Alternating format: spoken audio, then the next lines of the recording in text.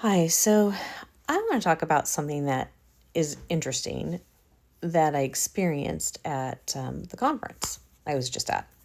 So I was talking to a couple of people, and one person, she it was probably a little older than me, but fairly close to my age, said to me, I don't talk about generations, I talk about age groups because age groups are better descriptors. And some people don't like being put in the box with generational terms. And, I kind of agree with her and I kind of understand. However, there's a basic thing that generation goes through during that time period. For example, I can tell you if people were, born before, were born after the ADA happened, what happened is they have a different perception around accessibility and disability rights. People who are born after the civil rights have a different perception around history, around how people are treated around race. If you're born before that, you have a whole different perspective. So there are things in history that impact how our perspective. And so during those periods of time, also music can. If you think about 70s and the bell bottoms, 80s and the hair bands, the big hair. If you think about the 90s and, some of the pop music, the boy bands, as you go over and over in time, things start changing and how the music is, you know, um, Katy Perry and Kissing the Ground. I mean, a lot of people are going to remember her coming out of whatever and kissing the ground. So there's things that people remember based on their generation or how that impacts their generation, especially during formative years. Now, I'm going to talk about this for a second because this impacts how people view things also in the workplace and creates conflict or creates collaboration. It can create us or them mentality. And this person was telling me the reason why they use ages versus generations is because they didn't want to create an us versus them mentality. And I understood that. However, that's already there. So what it is it's talking about it and saying this is where we're the same and this is where we're different.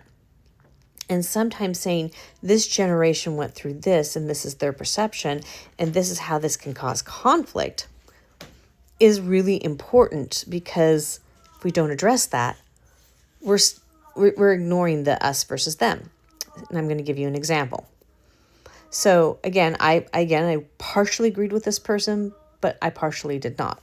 So I'm sitting and I'm eating lunch at this table, and this gentleman, tell you what age group he was by what he said. Oh, these younger people, they are so lazy. I'm looking at them, they just don't even try anymore. And I looked at him and I said, well, I see it differently. There's a lot of things going on, and, I do things around reasonable accommodations and that kind of stuff. And he looked at me. He goes, well, that's a little different, but most of them are lazy. When I was growing up, and he goes, I think I was diagnosed with ADHD, and he didn't really have a formal diagnosis. He just did he didn't really talk cohesively around it. It was kind of like, I did this test and they think I'm ADHD and they put me on this medication and I did better for a short period of time and da da da. And he's not on ADHD medication. Who knew what he was talking about? But the minute I said that to the other person who talked about generations, she says, oh, yeah, I know what generation he's in. I said, so did I, by the way he spoke. And I probably shouldn't have said anything, but I said, no, because I get tired of that, because each generation goes through different things. Each generation has different narratives. Each generation is experiencing something different. Older generations did not get a lot of training on how to be in touch with themselves, how to be more vulnerable, how to be more accepting. And you pull yourself up by the bootstraps, you don't cry, you just deal. Whereas younger generations are a little more softer around that. They talk about their feelings, they talk about what they need. And I think that there's a balance in that. I think going too much of an extreme of, I stubbed my toe and now I shouldn't have to go to work, versus, okay, I stubbed my toe. Let's breathe through this and then we get up. That's a little extreme. But there's also the extreme of, I broke my leg and I'm hobbling into work because I can't not go to work. That's also another extreme. We need to find balance. And how do we find balance is by listening to each other's generational perspectives. When we listen to each other's generational perspectives and see where the balance is, that's where we grow. You see, if I look at Gen X baby boomers and see the work ethic that's there, I can go, wow, that's great. If I look at millennials and Gen Zs and see they're more about work-life balance and they're not going to take a wage that's not living, or if they do, it's going to cause some employment engagement issues because they're not being treated fairly, in their opinion, which I can understand. You can't make a living.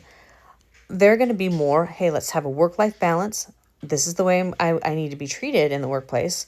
This is that way, and that is fair. So how do you bring the two of them together? That's why we have to talk about the we versus me. That is how we work on collectivism versus individualism. And that's why they both have a place in this world. You can't have one without the other. So on that note, I just wanted to talk about that because I thought that was kind of fascinating and really, navigate those things, because each generation has something important that we can teach each other. Not one generation is better than the other, and not one generation is less than another. We have things to teach each other. So on that note, I'll see you next time. Bye for now.